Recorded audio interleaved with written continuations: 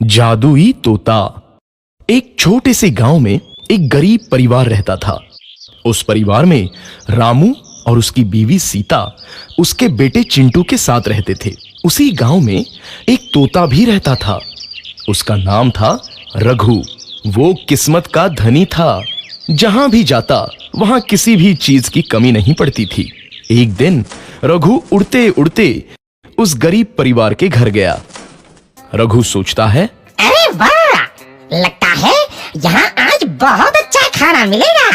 मैं पेट भर के खाऊंगा। वो एक कटोरी में रखे अमरूद देखता है। अरे वाह, अमरूद, मुझे तो ये बहुत पसंद है। मैं तो इसे पेट भर के खाऊंगा। रघु तोता अमरूद खाने ही लगता है। तभी सीता रघु को अमरूद खाते देखती है तो गुस्सा हो जाती है और उसे वहां से भगा देती है। भाग यहाँ से, न जाने कहां से आ जाते हैं। मैं तो परेशान हो गई हूं इनसे। सीता के भगाने के बाद रघु चुपचाप से एक कोने में रहता है। धीरे धीरे उस परिवार की बरकत होने लगती है।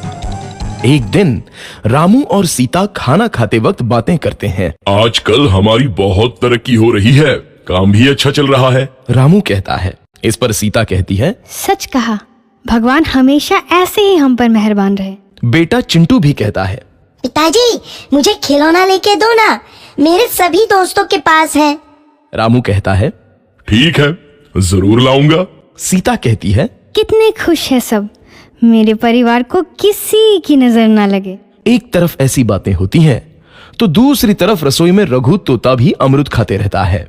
मजा आया, अमरूद खाया, मजा आया, अमरूद खाया, मजा आया। तभी सीता रसोई में आती है और रघु तोते को अमरूद खाते देख बहुत गुस्सा होती है। सीता रघु को बाहर निकालने के लिए पिंजरे में अमरूद रखती है।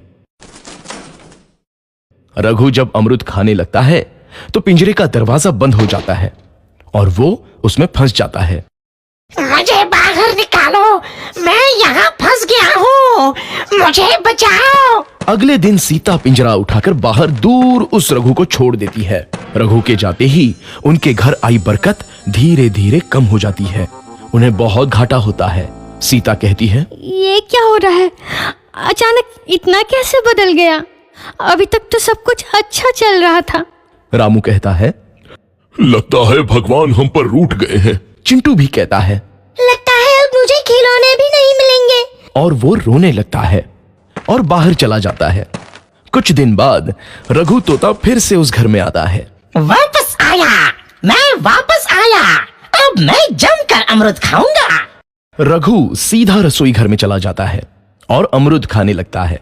कुछ देर बाद सीता रसोई में आती है और रघु को देख कहती है, एक तो घर में पहले से इतनी दिक्कत चल रही है और ऊपर से ये तोता मुझे और परेशान कर रहा है।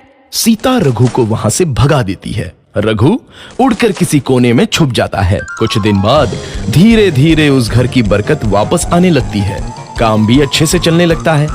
एक रात जब रघु तोता अमरूद खाने जाता है तो पिंजरे में फंस जाता है। ये लोग आखिर चाहते क्या हैं?